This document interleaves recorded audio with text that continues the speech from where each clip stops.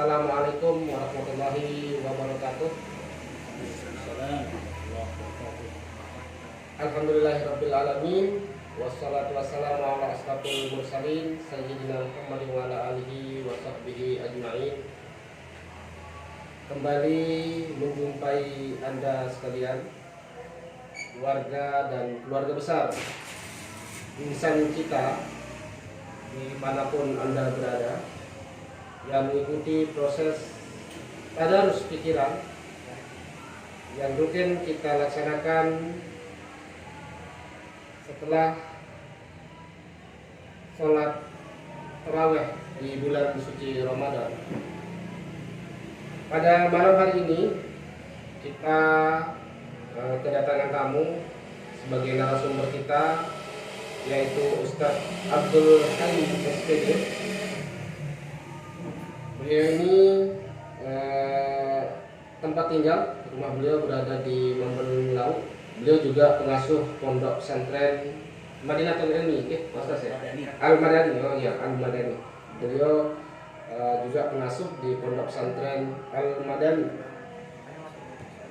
Beliau ini latar belakang pondok pesantren mulai dari MTS, MA di Islahuddin Kediri, kemudian S1 di STKIP Hamzah bin Wadi, dan saat ini sedang pasca sarjana di UIN Mataram mengambil jurusan ekonomi syariah. Pengalaman organisasi beliau pernah di HMI cabang Selong dan kami NTB. Aktivitas beliau saat ini, jadi beliau selain sebagai pengasuh di pondok pesantren, beliau juga pegiat di zakat, infak, dan sedekah, juga sekarang menjadi salah satu fungsionaris di Basnas Kabupaten Lombok Timur. Pak Ustadz Abdul Hayy, jadi diskusi atau tadarus pikiran ini kita laksanakan secara langsung maupun virtual melalui layanan Facebook, dan juga kita upload di YouTube. Nah, kita juga menerima partisipasi teman-teman yang mengikuti diskusi kita ini melalui Facebook untuk juga ikut memberikan pertanyaan. Juga teman-teman yang hadir dalam proses diskusi ini secara langsung nanti akan kita minta untuk ikut berpartisipasi mengikuti diskusi kita pada malam hari ini. Jadi tema diskusi kita pada malam hari ini, warga insan kita, bahwa ini menjelang walaupun masih jauh Idul Fitri, tinggal 20 malam lagi ya, tetapi kewajiban berzakat itu tidak hanya sebatas menjelang Idul Fitri. Jadi kewajiban berbagi itu adalah kewajiban bagi kita umat Islam yang memiliki kelebihan rezeki untuk membantu sesama kita yang mengalami kekurangan. Nah, baik, kita ingin mendalami lebih jauh tentang bagaimana peran zakat, infak, sedekah ini di dalam membantu meningkatkan perekonomian umat kita, terutama di Kabupaten Lombok Timur. Bagaimana gambaran selama ini pengalamannya Pak Ustadz selama dalam berkiprah di pengelolaan zakat, infak, dan sedekah ini? Mungkin kita bisa diceritakan, termasuk bagaimana tantangannya di masyarakat kita ini, karena selama ini di dalam pengelolaan zakat yang kami lihat, kalau berbicara di Kabupaten Lombok Timur ini masih hanya sebatas di kalangan birokrasi dan beberapa pengusaha lah ya, jadi belum begitu masif zakat, infak, sedekah ini dihimpun dan dikelola melalui amil zakat yang profesional. Ya mungkin itu kita memulai dari itu, baru setelah itu nanti saya kira akan berkembang sesuai dengan pertanyaan-pertanyaan yang masuk dari rekan-rekan kita yang mengikuti tadarus pikiran ini. Baik, Bismillahirrahmanirrahim. Assalamualaikum warahmatullahi wabarakatuh. Waalaikumsalam. Eh, Bang Judin selaku host sekaligus senior saya ini, yang saya hormati para jamaah tadarus pikiran insan cita virtual ataupun yang hadir di studio pada hari ini yang saya hormati di ballroom ya. Meeting roomnya Yayasan Insan Cita.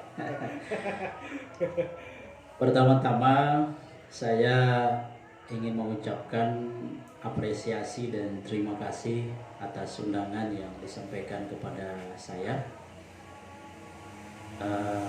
Bagi saya, apa yang dilakukan oleh Yayasan Insan Cita ini adalah satu kreasi dan inovasi ya yang baik ya, di tengah kelengangan diskusi-diskusi ilmiah, diskusi-diskusi intelektual, termasuk pada momen Ramadan, di mana masyarakat kebanyakan berpikir bahwa tadarus itu hanya tadarus Al-Quran, ya. Tetapi Insan Cita kemudian memperkenalkan satu model tadarus yang beda, ya, tetapi penuh makna. Itu tadarus pikiran. Saya pikir ini adalah sebuah inisiatif yang brilian ya bagi saya, dan sebagai awal dari lahirnya khazanah pemikiran-pemikiran, ide-ide, konsep-konsep ya yang sangat tentunya dibutuhkan ke depan untuk membangun NTB khususnya Lombok Timur. Saya diberikan tema oleh tim Insan Cita, peran zakat, infak, sedekah di dalam mengembangkan ekonomi umat. Saya ingin memulai dari bagaimana zakat, ya, infak, sedekah, ya, kaitannya dengan puasa. Pada saat ini kita berada di bulan suci Ramadan, di mana di antara hikmah daripada bulan suci Ramadan itu adalah bagaimana agar soimin dan soimat ini dari proses ya siam, dari proses puasa yang dilakukan itu kemudian lahir semacam kepedulian sosial, lahir semacam perasaan empati, semangat untuk berbagi untuk sesama. Maka dalam konteks ini kemudian banyak para ulama dan para pegiat zakat menyebut syahrul Ramadan itu juga sebagai syahrul sedekah atau syahrul zakat, ya. Di mana di akhir Ramadan itu juga nanti akan ada salah satu kewajiban bagi setiap umat Muslim, ya, bukan saja soimin soimat, tetapi setiap Muslim yang lahir ya sebelum Idul Fitri, maka secara syariat dia diwajibkan untuk mengeluarkan zakat fitrah. Rekan-rekan sekalian, para jamaah virtual tadarus pikiran Insan Cita yang berbahagia, dari istilah zakat, infak, sedekah ini memang masing-masing memiliki penekanan yang berbeda-beda. Dia serupa tapi tidak sama. Zakat itu kaitannya dengan syariat agama yang sifatnya wajib, karena dia bagian daripada rukun Islam. Yang namanya rukun sudah pasti dia menjadi penentu sah tidaknya keislaman seseorang. Maka sebagaimana sholat, ya, sebagaimana haji dan rukun-rukun yang lain, sesungguhnya zakat itu sama sesungguhnya kedudukannya, ya. eh, banyak hadis-hadis yang kemudian menegaskan akan hal itu. Ya, di antaranya adalah sebuah hadis yang menyatakan bahwa Islam itu didirikan atas 5 perkara. Ya, syahadatu an la ilaha illallah wa anna muhammadar rasulullah, ya, iqamis shalah wa ita'iz zakah wa shaum ramadan wa hajjil baiti man istata'a ilaihi sabila. Jadi dia satu deret dia. Dia satu deret, ya, syahadat, sholat, zakat, puasa, haji. Ya, bahkan sebelum puasa zakat terlebih dahulu disebutkan di situ di dalam hadis itu. Ya, ini sebagai bentuk penekanan bahwa betapa zakat ini memiliki peran yang sangat penting juga sebagaimana rukun-rukun Islam yang lainnya. Ya, berbeda dia dengan infak ataupun sedekah yang sifatnya adalah sunnah, ya, amaliyah sunnah. Ya, itulah kemudian menjadi nilai strategis tersendiri bagi syariat zakat ini, karena dia merupakan kewajiban bagi setiap umat Islam, ya, yang memiliki harta dengan kadar tertentu, ya, dan wajib ditunaikan pada waktu tertentu pula, ya, sehingga alhamdulillah dari perjalanan syariat zakat ini kemudian hari ini sudah semakin solid, ya, dari sisi pengelolaannya, ya. Kalau kita membahas zakat, paling tidak dia tidak terlepas dari 3 hal kalau di kajian-kajian kita di perzakatan itu. Jadi yang pertama 3 keamanan, gitu, 3 aman. Pertama, dia harus aman secara syar'i. Yang kedua, dia harus aman secara regulasi. Dan yang ketiga, harus aman secara NKRI. Berarti ada Pancasilanya juga. Ada Pancasilanya. Ya, ada Pancasilanya. Sebagai klarifikasi bahwa dana zakat itu tidak disalahgunakan, ya, untuk justru membangun gerakan-gerakan yang kontraproduktif dengan semangat Pancasila dan Undang-Undang Dasar 45. Nah, dari sisi syar'i sudah jelas bahwa pengelolaan zakat itu harus berdasarkan asas Islam, berdasarkan syariat Islam, ya. Kemudian dari sisi regulasi, hari ini pengelolaan zakat itu didasarkan kepada Undang-Undang Nomor 23 Tahun 2011. Nah, inilah yang menjadi payung hukumnya, ya. Kemudian diturunkan kepada peraturan pemerintah, ya, kemudian instruksi presiden, peraturan Basnas, ya, sehingga hari ini secara kelembagaan sesungguhnya Basnas itu sudah sangat mapan. Tinggal yang menjadi persoalan adalah pada sumber daya manusianya. Pada regulasi sudah sangat mapan. Regulasi sudah cukup mapan, ya, sekalipun memang masih ada keraguan-raguan di dalam penegasan hukuman bagi orang atau pihak-pihak yang tidak mau membayar zakat. Ya, tidak seperti syariat Islam yang kemudian berkembang di masa para sahabat, kan, begitu tegas, ya. Bagi siapapun yang sudah memiliki persyaratan untuk itu, ya, kalau tidak mau bayar maka sampai diperangi, kan, seperti itu.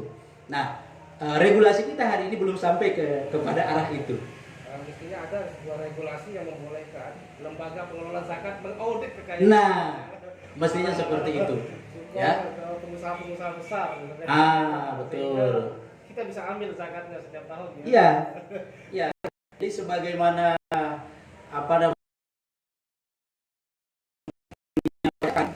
itu bisa diterapkan di dunia perzakatan juga, ya. Karena secara potensi zakat ini berdasarkan hasil penelitian Puskas Basnas RI itu sangat besar, ya, tidak kurang dari 337 triliun, ya, se-Indonesia zakat saja ini, di luar infak sedekah. Kita di NTB per 2021 itu berdasarkan penelitian itu 2,8 triliun potensi zakatnya. Zakat setiap tahun, Ya, ya. potensi zakat yang ada kalau kemudian bisa dihimpun, ya kan? Bayangkan kalau kemudian 2,8 triliun itu kita arahkan untuk pemberdayaan ekonomi mustahik atau ekonomi umat di tataran mikro, betapa banyak ya kelompok, ya betapa banyak kemudian orang yang berada di bawah garis kemiskinan yang kemudian bisa kita berdayakan, bisa kita ungkit begitu untuk bangkit. Nah,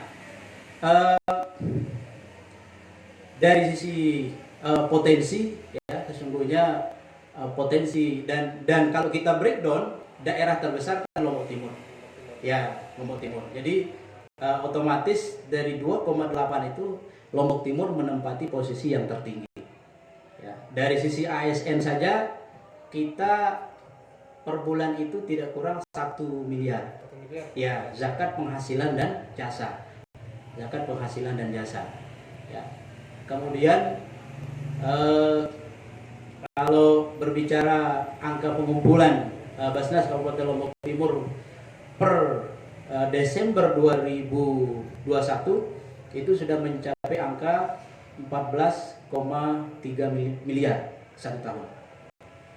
14,3 miliar. Ini baru hampir ya 90% lah. Ini didominasi oleh zakat penghasilan dan jasa yang pada kurun waktu sebelumnya itu disebut zakat profesi.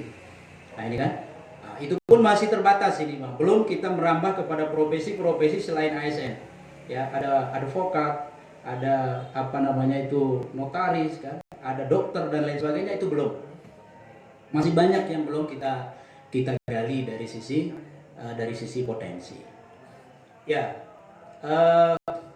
kemudian dari sisi penyaluran pada hari ini memang masih pada posisi agak gagap melangkah kepada pemberdayaan ekonomi umat. Maka tema yang disampaikan yang disodorkan oleh Insan Cita pada malam hari ini bagi saya merupakan satu warning, ya, satu pengingat bagi lembaga pengelola zakat ataupun LAS bahwa jangan lupa loh, ini sesungguhnya masalah kita hari ini yang dibutuhkan oleh masyarakat. Karena tidak zakat infak sedekah ini kan tidak hanya untuk konsumtif. Betul. Seharusnya kan bagaimana merubah para mustahik menjadi muzaki, instrumen zakat ini dimunculkan. Benar. Ya, jadi pengalaman kita selama ini, ya, taruhlah kita di Basnas Kabupaten Lombok Timur 3 tahun terakhir itu masih banyak disibukkan hanya dengan zis konsumtif, ya, zis konsumtif. Padahal amanah daripada undang-undang itu adalah mewujudkan, ya, bagaimana meningkatkan manfaat zakat itu untuk membangun kesejahteraan dan mengentaskan kemiskinan. Tujuan daripada pengelolaan zakat menurut Undang-Undang ya 23 2011. Itu menurut undang-undang. Menurut syar'i bagaimana? Boleh nggak instrumen zakat ini digunakan untuk pengembangan ekonomi produktif? Ya, menurut syariatnya zakat ini kan termasuk dia kepada dalam hal manajemen pengelolaan, ya, dia masuk kepada bagian muamalah, ya, dalam hal muamalah. Artinya dia bisa berubah mengikuti situasi dan kondisi. Kan kalau pada prinsip daripada muamalah itu asalnya itu adalah boleh, kan? Al aslu fil muamalati lil ibahah illa ma dalil ala tahrimi, kan? Asal daripada hukum daripada di dalam dunia muamalat itu adalah boleh, kecuali ada dalil, ya, atau ilat yang mengharamkan. Nah, memang kalau kita merujuk kepada fatwa-fatwa terdahulu itu memang tidak boleh disalurkan untuk zakat produktif sebelum selesai konsumtif. Konsumtif dalam artian sebelum selesai apa istilahnya kebutuhan mendasar. Kebutuhan mendasar, ya, dalam hal ini adalah ya makan minum lah, makan minum, tempat dan seterusnya. Nah, kalau itu ini menurut versi lama ya. Ya mestinya diselesaikan dulu ya urusan kelaparan mustahik ini. Ya, urusan kelaparan mustahik ya, urusan ya sandang papan pangan lah kira-kira sebagai kebutuhan primer itu, baru kemudian boleh berkreasi kepada produktif. Nah, tetapi berdasarkan fatwa-fatwa kontemporer sekarang justru bahkan dituangkan kan di dalam undang-undang. Bagaimana semangat undang-undang itu adalah pemberdayaan, ya, produktivitas, tidak sebatas kepada konsumtif. Itu. Sehingga sekarang ini diatur persentasenya, Pak. Ya, tidak semata-mata konsumtif, ya, tetapi produktif juga harus mendapatkan porsi yang sama. Itu berapa persentasinya kalau di kebetulan ada peserta kita yang mengikuti diskusi ini secara virtual, jadi dia sudah ada muncul pertanyaan berapa persentasi untuk pemberdayaan ekonomi dari undang-undang atau regulasi yang ada. Ada Basnas sendiri lah kalau berdasarkan bacaan saya, baik itu kalau di undang-undang hanya menetapkan bahwa distribusi zakat itu tidak sebatas kepada konsumtif. Makanya istilahnya itu adalah pendistribusian dan pendayagunaan. Ya, jadi hasil daripada pengumpulan itu harus disalurkan kepada sasaran konsumtif dan produktif. Di dalam Perbasnas 64 nomor 64 2019, di situ juga saya cari tidak tegas mengatur presentasi, tetapi diserahkan kepada Basnas masing-masing berdasarkan kajian masing-masing, ya, terkait persentase itu. Ya, kalau misalnya kita berbicara Kabupaten Lombok Timur ini, tidak berbicara secara nasional, kita berbicara regulasi undang-undang misalnya, tetapi lebih kepada kondisi kita di Lombok Timur sendiri. Kalau misalnya kebutuhan konsumtif untuk makan dan minum, saya kira masyarakat Lombok Timur belum ada lah keluhan sampai saat sekarang ini. Ada orang Lombok Timur yang tidak makan, yang tidak bisa memperoleh beras misalnya. Karena kita yakin bahwa masyarakat Lombok Timur ini punya harga diri, sehingga mereka tidak mungkin tidak bisa. Karena itu kebutuhan lain yang menyebabkan kemudian mereka masih masuk dalam kategori miskin. Nah, ada nggak strategi langsung dari Basnas, misalnya membentuk sebuah pilot model di sebuah desa atau kampung yang itu bisa melahirkan sebuah hasil langsung dari Basnas untuk pembinaannya secara ekonomi, bagaimana mereka keluar, atau misalnya di kampung yang dulunya adalah kampung miskin, tetapi kemudian setelah ada campur tangan dari Basnas kemudian melahirkan sebuah masyarakat yang sudah bisa mandiri membangun ekonominya melalui instrumen zakat ini. Ya, di planning program distribusian kita sudah masukkan, ya, jadi kita pendekatannya itu berbasis pada komunitas usaha dari para mustahik itu. Ada 2 sampel yang sedang dalam proses yang kita angkat. Yang pertama adalah sentra kuliner terarah. Di situ yang akan kita orbitkan, ya, khususnya yang tren di situ adalah sate bantingan, ya, sate bantingan terarah, ya, dimana saat ini publik, ya, para pecinta kuliner kebanyakan yang ditahu itu adalah sate rembiga, sate narmada, kan? Atau sate Madura, ya. Tetapi jarang yang kenal kemudian sate bantingan terarah, kan? Nah, jadi dari sisi pemberdayaan, ya, sekaligus kita akan kombinasikan juga dengan pariwisata religi ke depannya. Ya, sekarang sudah kita mulai sentuh, ya. Lokasinya di mana? Ada di sentra lapak terarah, sentra kuliner terarah itu yang kebetulan dari pemerintah daerah sudah mulai mengajak Basnas juga untuk kerjasama dalam rangka pemberdayaan para pedagang kecilnya di sana. Ya, dari sisi lapak sudah kita fasilitasi, ya, sudah kita fasilitasi oleh Basnas. Di situ ada kurang lebih 32 orang lapak, ya. Itu masyarakat sekitar dan dengan berbagai macam variasi usaha. Nah, cuma yang dominan di situ yang kita angkat adalah sate bantingannya. Ada dan sejenisnya, kuliner itulah. Nah, itu yang pertama. Kemudian yang kedua yang kita mau jadikan ikon juga adalah bantal gapuk. Ya, sekalipun pada faktanya memang bantal gapuk ini menurut kajian banyak pihak memang dia begitu saja, begitu dari dulu kan, selalu eksis lah begitu kan, tapi dengan tampilan yang seperti itu saja, ya. Nah, Basnas berencana menyentuh, menyapa kita dengan harapan ya mudah-mudahan dengan sentuhan Basnas ke depan ini bisa akan lebih ya paling tidak secara ekonomi bisa meningkatkan penghasilan ya, atau bergaining daripada bantal gapuk tersebut. Cara menyentuhnya seperti apa maksud saya? Kalau misalnya terkait dengan kemasan atau apa, karena memang bantal ini sudah seperti itu gitu. Dan memang pasarnya bantal gapuk ini adalah orang yang lalang di gapuk. Nah, sentuhan dari Basnas sendiri seperti apa untuk menyentuh mereka? Apakah akan dibuatkan lapak-lapak misalnya, jangan-jangan kemudian dengan adanya lapak-lapak ini justru akan membatasi ruang gerak mereka untuk jualan? Ya, di antara SOP kita kan sebelum kita memberikan bantuan ya kepada mustahik penerima itu ya, kita ada kajian, kita terlebih dahulu melakukan survei kira-kira apa yang dibutuhkan kalaupun disentuh oleh Basnas.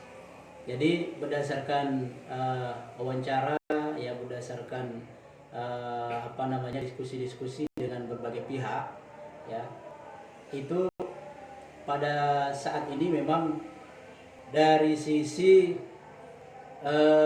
penataan, dari sisi lapak masih kurang rapi, kemudian dari sisi apa istilahnya itu ya, pemberian bandrol atau price itu belum ada ya, sampai saat ini tidak ada tercantum ya,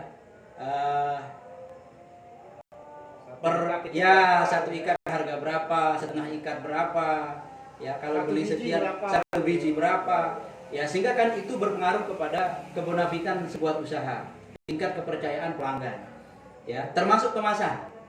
Belum ada kemasan daya tahan. Jadi kemasan, semacam kemasan yang bisa kemudian menjadi parcel atau menjadi paket ya, kayak olahan-olahan yang lain kan. Nah, itu belum kita lihat ya. Nah, jadi itu yang kira-kira yang menjadi model sentuhan itu Basnas Kabupaten Lombok Timur terkait dengan bantal gapuk ya. Kemudian ada calon-calon komunitas yang lain ya, seperti pengolahan jamur tiram di Bobidas, kemudian dan ya termasuk komunitas pedagang pentol di Lombok Timur ini kan banyak sekali dia kan. Nah ini, jadi di tataran planning perencanaan program sudah ada, sudah kita. Kalau seperti ini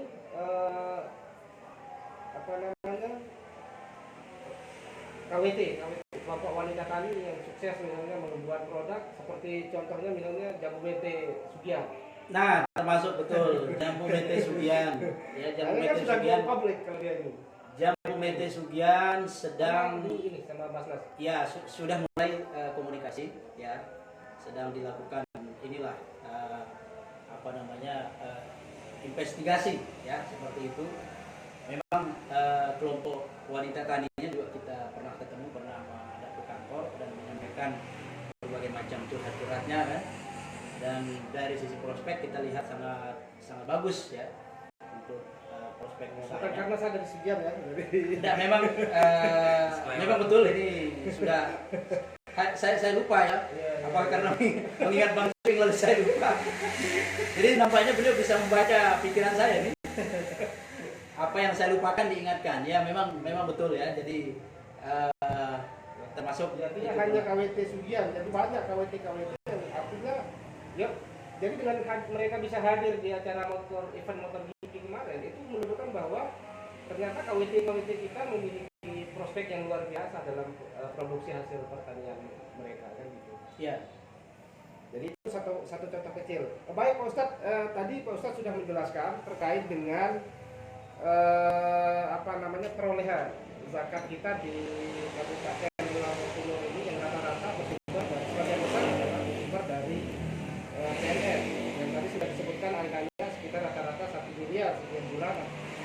Kalau dikalkulasikan setahun berarti 12 miliar dari PNS. Kemudian ada 2,8 miliar itu di luar PNS, yaitu dari pengusaha dan jasa.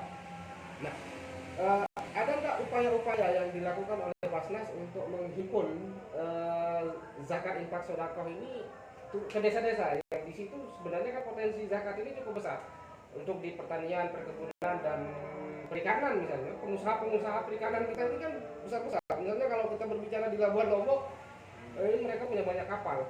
Terus di Tanjung Luar, pengusaha perikanan kita. Nah, ada sudah mengarah ke sana nggak upaya yang dilakukan oleh Basnas, termasuk ke bagaimana bersinergi dengan takmir masjid, karena di kampung-kampung, nah ini karena saya lahir di kampung dan masih sampai sekarang ini juga masih tinggal di kampung, jadi tradisi masyarakat kita ini kan kalau berzakat lebih percaya kepada pengurus masjid ini. Mohon maaf ini Pak Ustadz, jadi di kampung-kampung ini mereka lebih percaya kepada masjid untuk menyerahkan zakat infak sedekahnya. Nah, yang padahal masjid-masjid di kampung-kampung sudah mentereng-mentereng, hanya beberapa lah masjid yang belum jadi. Sampai kemudian takmir masjid ini kebingungan mau mengkeramikan yang mana lagi untuk pembangunan masjidnya, sampai harus tembok masjidnya mau dikeramikin semua, sampai seperti itulah untuk saking besarnya dana takmir masjid yang mereka kelola. Nah, kira-kira terobosan seperti apa yang dilakukan oleh pengelola zakat di kedepannya ini? Yang sedang kita lakukan sebenarnya kan masih kita di tataran sosialisasi, ya, karena sampai dengan saat ini masih banyak masyarakat kita ini yang belum kenal Badan Amil Zakat Nasional itu selaku badan pengelola zakat resmi yang diangkat oleh pemerintah. Ya, dan ini yang menjadi kajian tersendiri bagi kita. Sebenarnya kalau secara regulasinya yang berhak menghimpun, ya, mengelola dana umat itu hanya 2 lembaga. Yang pertama adalah BAS, Badan Amil Zakat, yang kedua adalah LAS yang sudah mendapatkan izin resmi dari pemerintah.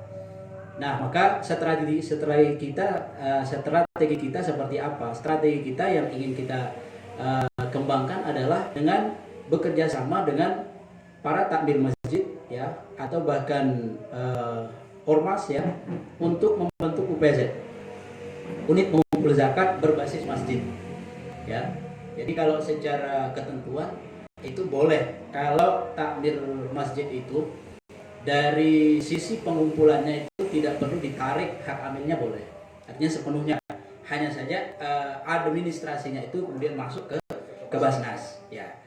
Termasuk di bulan suci Ramadan ini kita ada beberapa program yang dari program pengumpulan, ya. Yang pertama adalah surat cinta untuk dermawan. Ini sudah kita cetak kira-kira 10.500, ya, sudah kita edarkan. Jadi filosofisnya adalah kita ingin bagaimana mengingatkan, ya, para dermawan ini, ya, agar mereka memiliki rasa cinta dan empati kepada mustahik, kepada fakir miskin melalui surat cinta itu, ya. Dan ini dari tahun kemarin alhamdulillah sudah berjalan, ya, sekalipun memang belum terlalu maksimal. Yang kedua, kita pada bulan Ramadan kali ini berusaha untuk mengajak para agnia yang biasa menyalurkan zakat malnya di bulan suci Ramadan secara langsung. Nah, ini program kita Mitra Agnia Basnas, ya. Kalau 2 tahun terakhir baru 1 pengusaha, ya, di Lombok Timur yang sudah mulai menyalurkan zakatnya melalui Basnas, ya. Dalam hal ini kita sebut saja, ya, sebagai CR, ya, begitu. Itu Green Hero, ya. Green Hero alhamdulillah sudah 2 tahun terakhir sudah rutin, ya, bekerja sama dengan Basnas di dalam. Mudah-mudahan melalui kesempatan ini para agnia yang lain bisa. Nah itulah Masih. ya, mudah-mudahan melalui mimbar ini kemudian para agnia yang lain juga terketuk begitu ya, terpanggil untuk menyalurkan zakat malnya ya melalui Basnas Kabupaten Lombok Timur sebagai amil resmi ya yang diangkat oleh pemerintah untuk menghimpun dan mengelola zakat ya. Jadi kita berharap paling tidak ini kan di Selong ini saja banyak ya para agnia di Selong saja ya, belum lagi kita cari dia di kecamatan-kecamatan ya, itu banyak sekali ya. Jadi kita berharap pada Ramadan kali ini ya paling tidak ada 10 agnia yang kemudian menyalurkan zakat malnya melalui Basnas. Sinar Bahagia tidak pernah ini dilibatkan. Sampai dengan saat ini belum. Ya, jadi sebenarnya untuk yang non Muslim itu ya kita berharap paling tidak kerjasamanya untuk penghimpunan impak ya atau CSR daripada perusahaannya ya. Nah kemudian untuk di kampung-kampung tadi ya, untuk di kampung-kampung secara struktur UPZ kita saat ini baru sampai ke tingkat desa. Nah sebenarnya dengan struktur di tingkat desa ini sebenarnya sudah cukup ya. Tinggal bagaimana memaksimalkan kerja UPZ kita ini, ya kan? Dari serapan yang sudah masuk, sebenarnya masyarakat kita itu sangat antusias begitu ya. Ada di antaranya misalnya para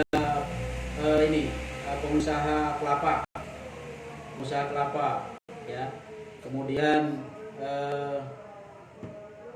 pengusaha galian C ya, itu kalau disentuh, kalau dipahamkan itu sesungguhnya mereka mau gitu berzakat atau berimpak melalui Basnas.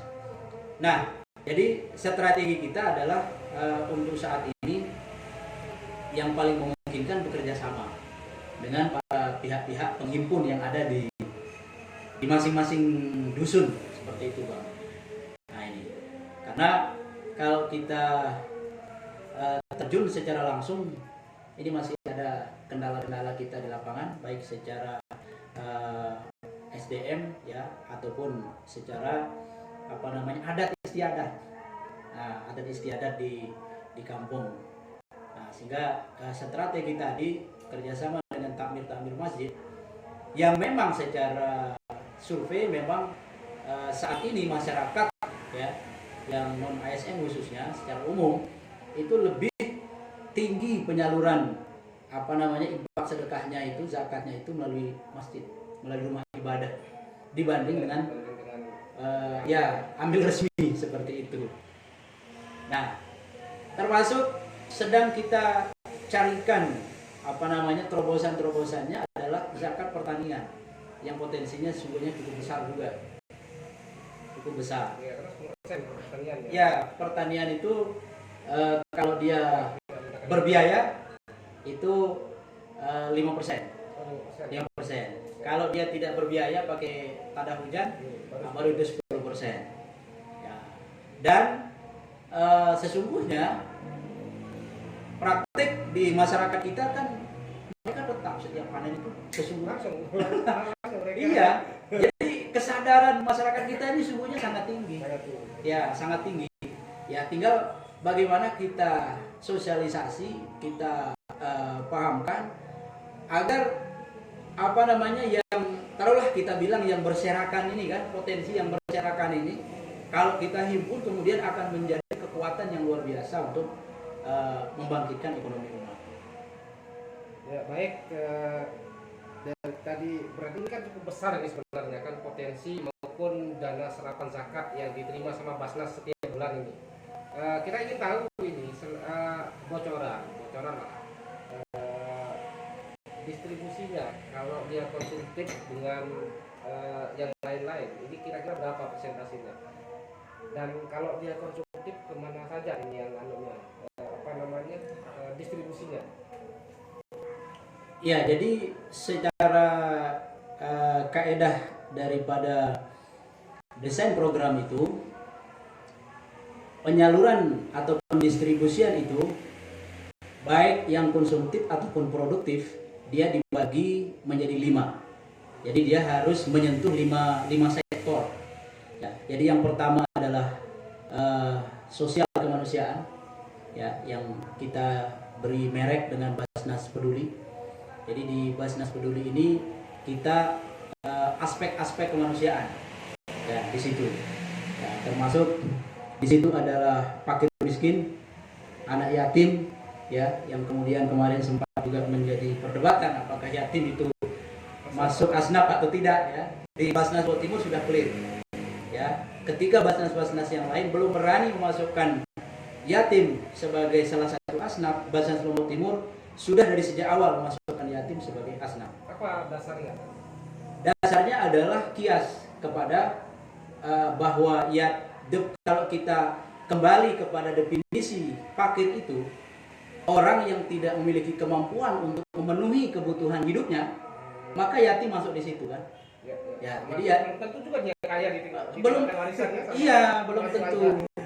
Ya. Jadi masuk juga kategori miskin ya. Masuk kategori fakir bahkan ya. Fakir dia tinggal di panti asuhan ya. Dia tinggal di panti asuhan. Jadi iya, jadi dia tidak mampu memenuhi kebutuhan hidupnya sehingga dia ditampung. Ya kan? Ah, kan masuk dia berarti dalam kategori fakir. Ya, atau kalau dia ada kemampuan sedikit miskin. Nah ini, ya beda halnya kalau kemudian ada anak yatim yang ditinggal warisan gitu kan, kaya ya lain lagi pembahasannya itu kan. Nah, cuman ini kan kita berbicara yatim yang ditampung. Nah, itu sekaligus sebagai kriteria. Jadi Lombok Timur sampai dengan hari ini konsisten, ya. Apalagi kemudian pemerintah daerah juga sangat mensupport, ya, sangat menguatkan agar Basnas tetap konsisten pada memasukkan yatim sebagai salah satu asnaf daripada zakat itu. Nah, jadi masuklah dia di situ yatim, ya, kemudian santunan fakir miskin, ya, kemudian bantuan korban-korban bencana di situ dia.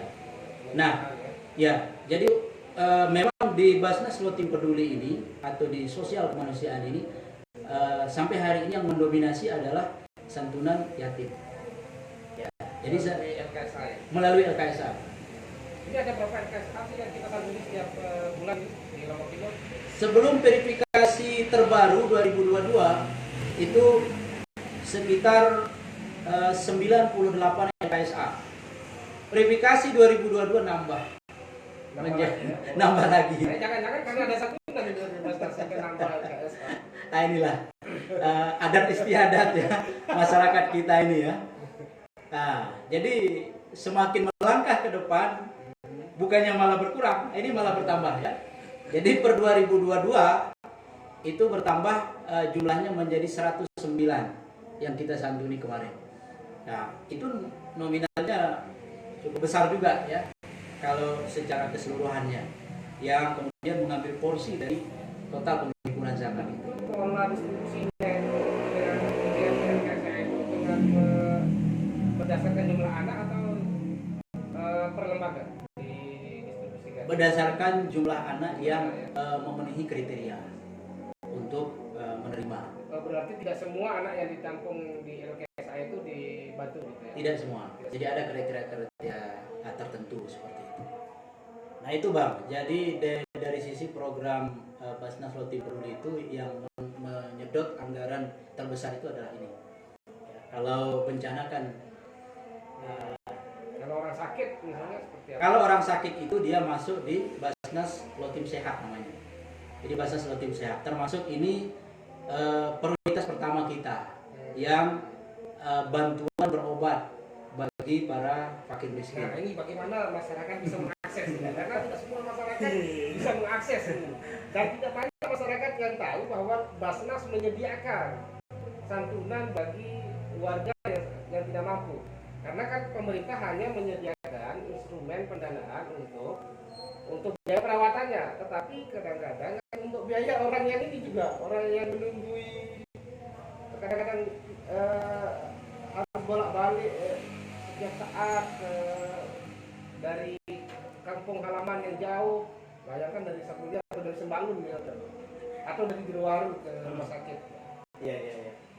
Apalagi kalau dia dirujuk ke luar daerah misalnya. Nah, bagaimana masyarakat bisa mengakses pembiayaan atau bantuan dari Basnas? Ya, jadi sesungguhnya Basnas Lombok Timur ini sangat terbuka sebenarnya ya, sangat terbuka, dan termasuk pada setiap kali publikasi atau setiap acara-acara formal itu kita selalu sosialisasikan sesungguhnya ya, lebih-lebih ketika kita sosialisasi penghimpunan tetap itu kita seimbangkan ya, hanya saja mungkin belum sampai merata ya dari sisi informasi. Jadi bantuan biaya berobat ya di Basnas Kabupaten Lombok Timur itu termasuk yang prioritas ya, dia masuk kepada program prioritas ya, kalau di istilah di internal itu emergency, dan itu yang termasuk ramai peminatnya Bang. Jadi belum terlalu banyak yang mengetahui saja, rame hampir setiap hari ya. Jadi pengunjung Basnas yang paling banyak setiap hari itu adalah termasuk yang mengakses program ini ya. Itu bagaimana persyaratan masyarakat bisa mengakses program Basnas ini?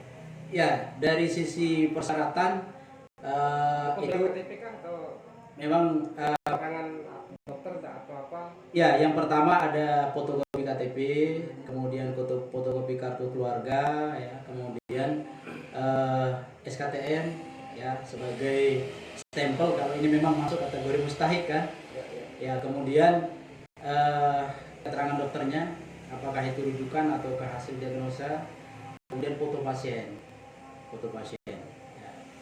Nah, jadi seperti itu persyaratan administrasinya ya.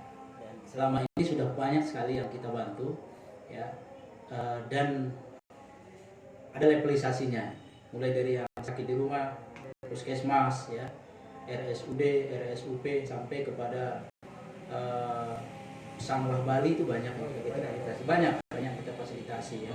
Kemudian HK Jakarta, ada yang kita juga ada mobil sehat Basnas. Oh, ada mobil sehat. Ya, ada mobil sehat Basnas. Jadi kalau di RSUD itu bahasanya ambulan kan.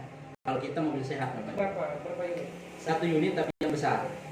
1 unit tapi yang besar. Nah, digunakan hanya untuk pasien yang kronis saja atau setiap pasien yang mengajukan per ya, karena siapa tahu ada warga kita yang kebetulan hadir dan mengikuti diskusi ini sakit dan tidak ada akses untuk meminjam ke ambulan ya, jadi bisa langsung ke Basnas. Ya, bisa itu gratis, tidak dipungut biaya sepeserpun. Nah, itu hanya menyediakan sopir mungkin ya. Sopir ada, sopir Basnas. Sopir Basnas juga ada. Ada pembiayaan. Jadi sopir, bensin itu pokoknya terima. Ya. Yang penting persyaratannya sakit. Yang penting persyaratannya ya sakit ya. Seperti itu. Nah, jadi itu dia Bang, sasaran yang kedua yang termasuk ya banyak lain. Dari sisi usulan memang banyak, tetapi dari sisi nominal ya, kalau kita kalkulasi masih lebih besar yang yatim tadi. Ya baik, Pak Ustadz Hayu, ini luar biasa sekali, banyak sekali informasi yang kita dapatkan. Nah, ini kita akan menyapa rekan-rekan kita ini yang hadir mengikuti diskusi kita secara langsung. Nah, ini mungkin ada pertanyaan ini dari Pak Ahwal, Pak Jusman, dan Pak Warcem. Pertanyaan lain-lain, silakan. Kegiatan hanya 3 bulan. Ya, satu aja Bang. Ya. Bukan pertanyaan, lebih ke pernyataan barangkali, Ya. atau mungkin bahasanya masukan ya, baik itu kepada Basnas mungkin secara institusi. Nah, saya melihatnya begini, Basnas ini kan programnya itu, apalagi program pendistribusiannya sangat masif, banyak lah. Baik itu misalnya kayak orang sakit misalnya, kan tidak terpublikasi di media, karena dia misalnya datang atau diantar langsung ke rumah sakit atau ke rumahnya yang membutuhkan. Nah, yang belum saya lihat adalah atau mungkin barangkali sudah dilakukan, keagamaan, tetapi yang kita tidak lihat sampai hari ini adalah masifnya publikasi, misalnya diseremonikan saja misalnya distribusi bantuan ataupun program-program Basnas itu, sehingga publik bisa mengetahui sejauh mana misalnya kinerja dari Basnas, sehingga kalau saya baca komentar live di Facebook ini lebih banyak kritik Bang daripada pertanyaan. Jadi saya merangkum ini tadi masukan-masukan yang ada di penonton yang menyaksikan di Facebook. Nah, itu mungkin barangkali Bang. Kemudian ada juga tadi yang mengkritik soal petugas Basnas yang di Kecamatan Kupzet ya.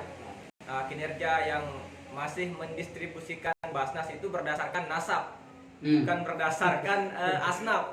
Nah, barangkali ini mungkin problem yang terjadi di internal Basnas sendiri Bang. Barangkali itu saja. Baik, terima kasih Dinda Awal atas masukan ya, atas masukan yang cukup baik ya. Jadi sesungguhnya saat ini dari sisi publikasi kita sudah mulai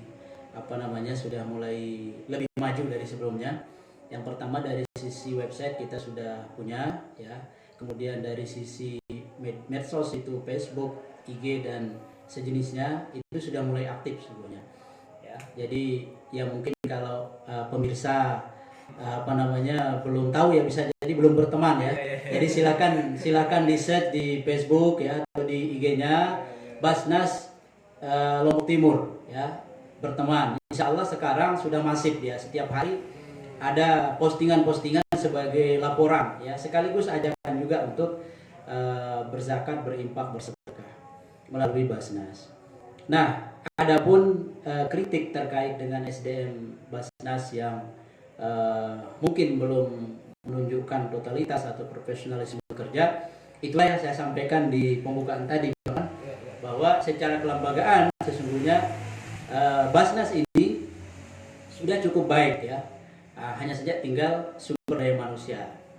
Makanya ini kita di bagian sumber daya itu sudah mulai merencanakan sertifikasi amil ya, sertifikasi amil, sehingga setiap amil yang bertugas di Basnas itu nanti dia bekerja berdasarkan pengetahuan ya, berdasarkan skill ya, bukan seperti yang disampaikan oleh pengkritik atau yang memberikan masukan tadi ya, seperti itu.